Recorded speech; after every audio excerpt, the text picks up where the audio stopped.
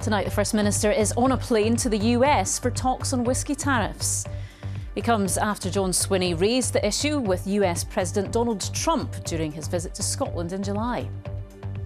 Also on tonight's programme, drivers on Scotland's busiest road face 9 months of delays due to extensive roadworks on the M8s.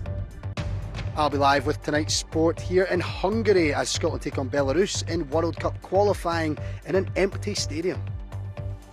And our very own weather presenter Callum McCall talks about living with Crohn's disease and has this message for those who've been diagnosed with it. Stay positive, stay positive. It will not define you. Don't let it control you.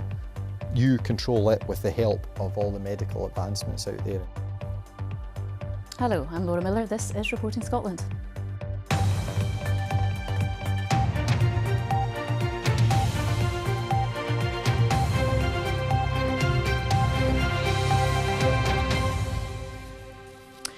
The First Minister, John Swinney, is currently on a plane to the US to meet officials about whisky tariffs ahead of Donald Trump's state visit to the UK next week. The pair sat down together at dinner during the US President's trip to Scotland in July, where Mr Swinney called for Scotland to be exempt from the 10% tariff applied to UK exports. Well, this news broke just about half an hour ago, so let's speak now to our political editor, Glenn Campbell. Glenn, what do we know about this trip then? Well, first of all, that it was a last-minute decision by the First Minister to travel across the Atlantic to renew the case for Scotch whisky to have, if not an exemption from the 10% tariff that US President Donald Trump has applied to almost all UK goods entering the US market, then some kind of improvement on that deal, because the Scotch whisky industry says that it is hurting them. It's costing them about £4 million a week, and any improvement on the current trading arrangements would be very welcome by them. They are in the United States working with the First Minister as he seeks to lobby for change ahead of President Trump's second state visit to the UK, which starts pretty soon. And Glenn, when President Trump was here a couple of months ago, the two men seemed to get on quite well. Here's just a little clip of what the President said about the First Minister back then. I also want to thank your First Minister who's here. John, would you stand up? John Swinney, who's a terrific guy and loves golf and loves the people of this country. And we really appreciate it. You're really a very special guy. Thank you very much for everything, John. So pretty warm words at that time. What do you think this trip now, though, tells us about that relationship? Well, John Swinney believes that his discussions with President Trump in Scotland created a window of opportunity for further discussion to seek a better deal for Scotch whisky being sold into America, and that's a business that's worth nearly £1 billion a year.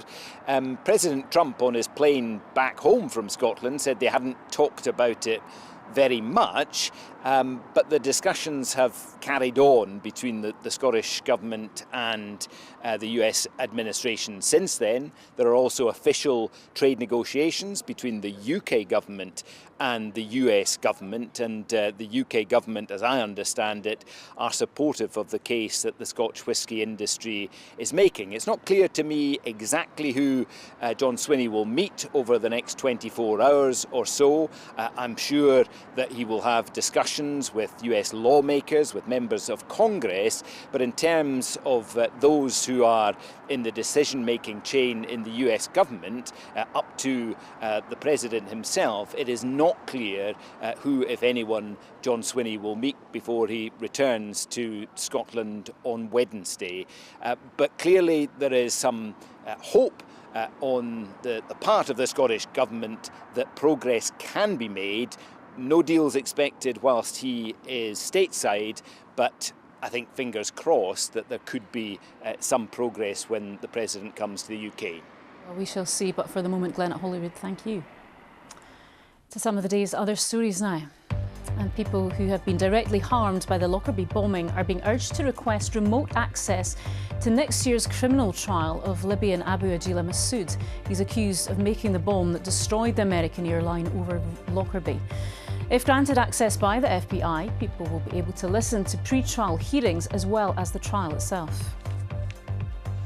A Perthshire man has been named as the third British victim killed in the Lisbon funicular crash. 82-year-old David Young, who was originally from Auchterarder, was among 16 people who died last Wednesday when the Gloria funicular derailed and crashed into a building in Portugal's capital. His family described him as a lifelong transport enthusiast. And the funeral of the former Hibernian chairman and SFA president Rod Petrie has taken place. Fans in Edinburgh paid their respects as the funeral cortege passed Easter Road Stadium before a service in his memory at Mansfield Trequarry. Now, truffles are a delicacy you normally associate with countries like Spain, Italy and France, but production of them on the continent is in decline because of climate change. One expert, though, from Stirling University says Scotland may be able to step in. He's just discovered the first cultivated truffles on a Scottish island. Our environment correspondent Kevin Keane reports from Butte. We find it. Go on, find it. Good girl. Find it. We're on the search for a luxury food item. Truffles, popular in high-end restaurants on the continent, are now grown in Scotland. Oh, show me, Roo, show me. You can see she's working brilliantly. Her nose is to the ground, and when she finds a truffle, she jumps back, she looks at me, and she's using a paw. Traditionally, pigs would have been used to sniff out the goods, but Roo has struck gold. Oh, yeah, there is. Yeah. Oh, it's absolutely tiny. Good girl, well done. She's adamant there's truffles here. We found one small one, or a fragment of one, which smells very good. But it looks to me like a piece of a bigger one. This small handful of trees planted 5 years ago have produced the first truffles to be cultivated on a Scottish island. So this is a living lab then, is it? Yeah, absolutely. All the work we're doing with the University of Stirling. And now Paul is thinking bigger, with a whole orchard of 1,000 trees planted here on Butte. It takes up to 7 years for the truffles to emerge.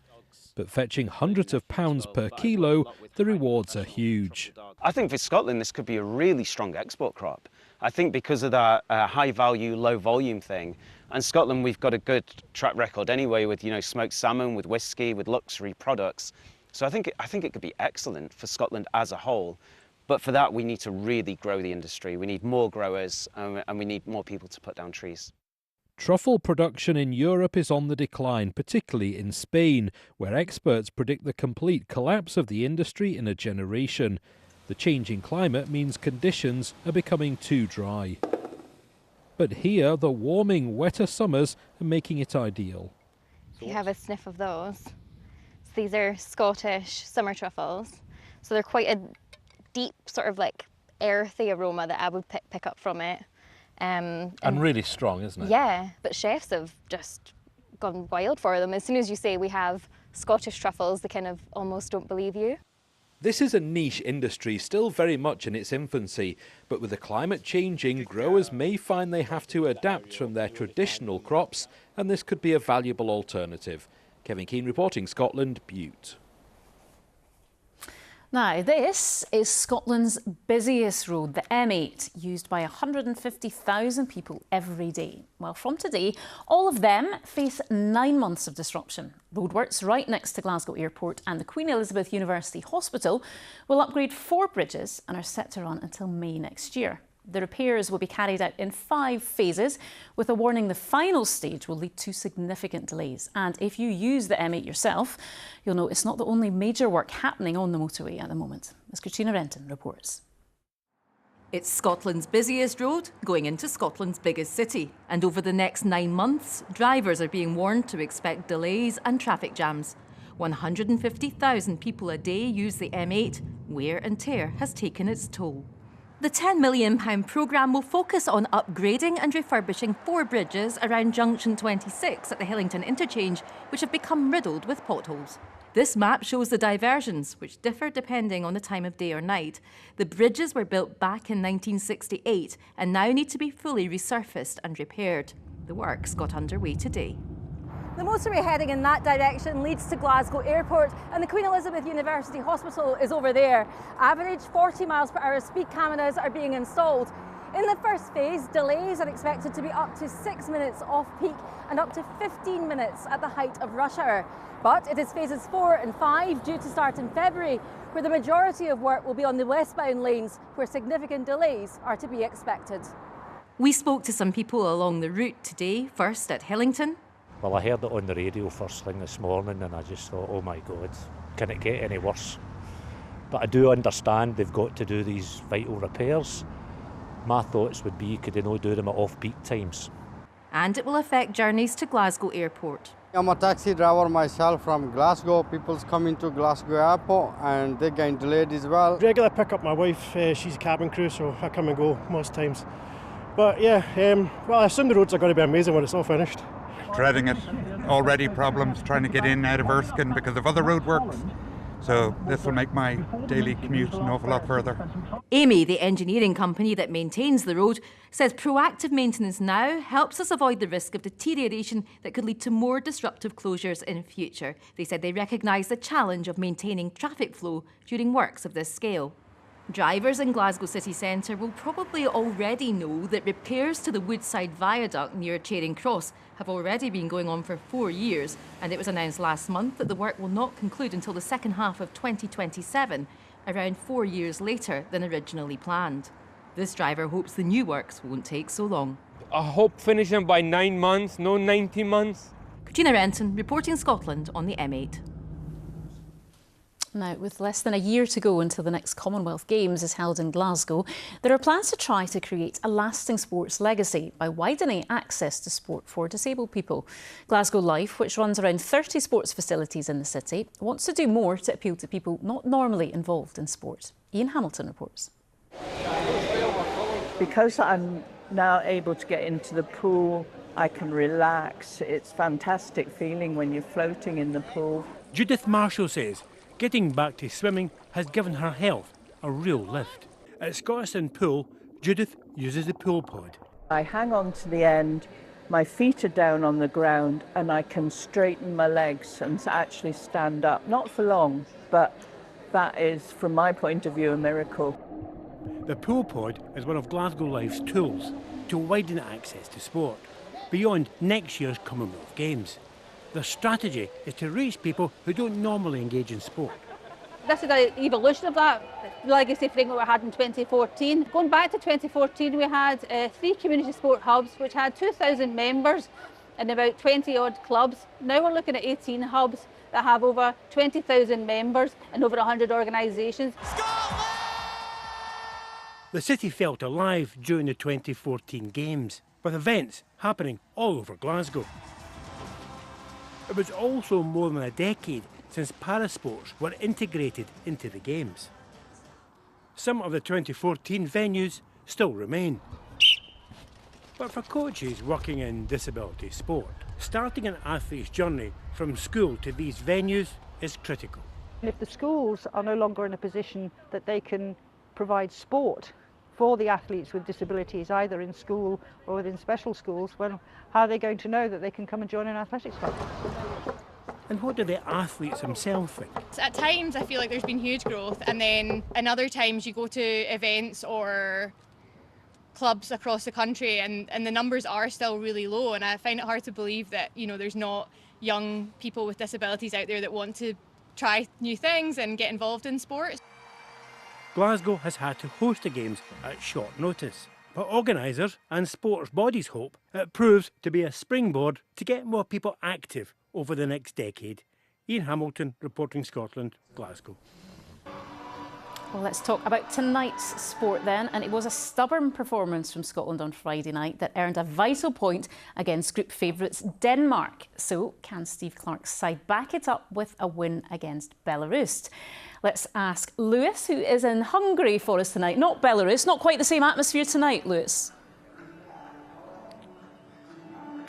It's certainly not, Laura, and that's because Scotland's opponents tonight, Belarus, have been ordered by UEFA to play their home games at neutral venues like this one and with no fans allowed in either. But as you mentioned, Scotland started the group very strongly on Friday night and they face the team who are bottom of Group C, Belarus, and they are on the end of received a very disappointing opening defeat in their first game. But for Scotland, they've arrived here now, the players. They've had a look around what is an empty stadium, of course, a very subdued atmosphere across the small Hungarian city as a whole. It's match day in Zalaegerszeg, so you'd expect these streets to be packed with travelling Scotland fans, but not today. After thousands made the trip to Copenhagen, this small Hungarian city is mostly quiet, but not everywhere. And these gutsy fans even snuck into the stadium earlier on for a souvenir photo before being chucked out by stadium staff. The reason we came was, well, it was cheap flights to Budapest. And I've always said before, you know, the great things about going to Scotland trips is fantastic trip, but usually the worst bit's the 90 minutes, you know. So when we heard this game was on and we couldn't get in, we just had to come, you know. So that's really why we're here. It's the camaraderie, you know, the friendship, the meeting people that you haven't seen since the last game. You know, well, I fully believe we should be there. I don't see why Belarus are even allowed in the competition. If they've already been banned supporters, why are the team allowed to play? I think it's ridiculous. And even Scotland fans should be allowed in, but had they been allowed in, we wouldn't be the only ones here. There'd be thousands and thousands here. How important would a win be tonight then after that point against Denmark? Very important, but I can just see us not winning. UEFA have ordered Belarus to play their home games at a neutral venue and behind closed doors due to their support of the Russian invasion of Ukraine. So instead of a trip to Minsk, both teams meet here in Zalaegerszeg and will play in an empty stadium that hosts matches in the Hungarian second division. I think it benefits us. Belarus would obviously love their home fans there. We had the experience during COVID. I know circumstances are a little bit different, but us as players, we're used to that feeling. We'll hear each other a little bit more, and for us I think it's a benefit more than what it is for Belarus. On the field, Steve Clarke's side will be expecting to win and follow up on the credible point they earned in Friday's opening game against Denmark. Yeah, it's probably going to be a slightly different game. We knew that Denmark would have a lot of possession. Hopefully tomorrow night we can get more possession of the ball, we can move the ball, we can create chances and get the goals that we need to win the game. Win tonight and Scotland could move top of the group if results go their way. With two home matches at Hampden to come next month, 4 points from the opening two games would be the start fans dreamed of. Many just wished they could be here to witness it. Well, I'm delighted to say I'm now joined by former Scotland international who's on punditry duty tonight, James McFadden. James, thanks for joining us. It's obviously quite a surreal setup, this, isn't it? It's strange to see. Yeah, it is, like COVID times when we had to play games with no fans, so it's going to be strange, especially the size of the game. You know, after the Friday night's performance and result, you want this place to be obviously full of fans. Unfortunately, it's not going to be, so it's another challenge for the players, but I'm sure they'll deal with it. Loads of positives, as I said, from the other night, and a good chance to really cement a good start to the group. And Steve Clarke's named his team 4 changes. Let's just run through those just now. Max Johnston, Scott McKenna, Billy Gilmore and Ben Gannon-Doak come in. Changes that you're surprised to see or pleased to see? Not surprised. I think that it was always going to be a case of making changes. The players that have dropped out, it's absolutely nothing to do with performance, but you just look at the effort that was put in the other night and you expect a bit of freshness. I think particularly with Grant Hanley, he was monumentous, his performance on Friday. To ask him to go again was obviously pretty tough, so it's absolutely nothing to do with performance. Aaron Hickey's been out for a long time, so again with that one, he looked tired towards the end before he came off. Not surprised with that. And the guy we've all wanted to see, Ben Gannon-Doak, to see him back in the team, that will freshen the group up, because he knows he's an outlet, he knows he's a player that wants to get on the ball and make things happen. And Billy Gilmore, a player that people maybe felt and should have been disappointed not to start and love to see him playing for Scotland, comes back into the side. So I'm not surprised at all. I'm happy that the changes have been made, but I think Steve Clarke spoke about it yesterday and says when he looks around his bench he's very happy because the players that we have at our disposal in the squad. So strong squad, and that's the benefits. Then you can change your team up and still get the same impact. Well, we'll be intrigued to see how it plays out. James, thanks for your time. And a reminder, of course, that you can watch this game across the BBC. There's coverage on BBC One Scotland and on the iPlayer as well. Kick-off here in Zalaegerszeg is at 7:45pm UK time. And let's see how Steve Clarke's men can follow up from a positive start in Denmark. Back to you, Laura. Yeah, you'll need to do the shouting on behalf of the entire Tartan Army, Lewis. Thank you. Now, a mum has thanked an off-duty army sergeant who rescued her 2 children from the sea in Murray. The pair had been playing at a beach in Lossiemouth when they got into difficulty. Ailey Davis has been catching up with them all. It had started off as a normal Saturday afternoon at East Beach in Lossiemouth for the Musgrave family who were enjoying the good weather. But 2-year-old Sia suddenly went under the water. Her 9-year-old brother tried to help her. The current just took her. And then I jumped in and tried to help. However, help was on the way as an army sergeant spotted the children in the water. It was seconds, it was an instinct. I just thought, yeah, I was the closest person there. I just jumped in. It was just natural instinct. The children's mum was unaware of the unfolding drama after going to a shop while her husband and children remained at the beach. Just shows you how easy, how quick things can change. As much as I said, even though it was so shallow, the riptides in this area and like the current is obviously it can be quite strong. And for a little one, yeah, we was just lucky that it, wasn't any worse than it could have been. You like to think that anybody else would do it for your child, and just being the first person in the water. Our dad was like seconds behind me, but I just thought seconds matter. The sea can be a dangerous place, but thankfully for Sia and Crohn, their ordeal had a happy ending. Thank you so much for saving mine and my baby sister's life. Ailey Davis reporting Scotland, Lossiemouth. Now, more than 50,000 people in Scotland are living with Crohn's disease, but despite its prevalence, it can often be difficult for sufferers to talk about. Inflammation of the gut leads to symptoms like diarrhoea, blood in your poo, pain and fatigue. There are new treatments available, but it still can't be cured, and living with it can be debilitating. Well, someone who knows all about that is our very own weather presenter, Callum McCall, who was diagnosed with Crohn's when he was just 13. He wants to raise awareness of the disease, and he sat down with me earlier for a chat. Callum, it's so nice to see you. You're looking really well. How are you? I'm doing a lot better than I was just, this time 2 months ago, Laura. From my lowest point in June, where I basically was just living between the bed and the toilet, going to the toilet 30 times a day. The weight loss was extreme. I'd gone down to about 8 stone. Do you want to just start by telling us when you were first diagnosed? 2/3 of my life I've been living with Crohn's now, and I always remember the time because it was actually just as I was going into high school and I was back and forth to doctors and the symptoms were getting worse, and eventually I was seen by a locum doctor. He got me admitted to the hospital, and I remember the consultant coming through saying, "Callum, this looks like Crohn's disease." Can you have a go at just explaining what the disease is? It's essentially chronic inflammation of the gut, basically. The inflammation can be any part of the digestive tract, and it's not just the gut, of course.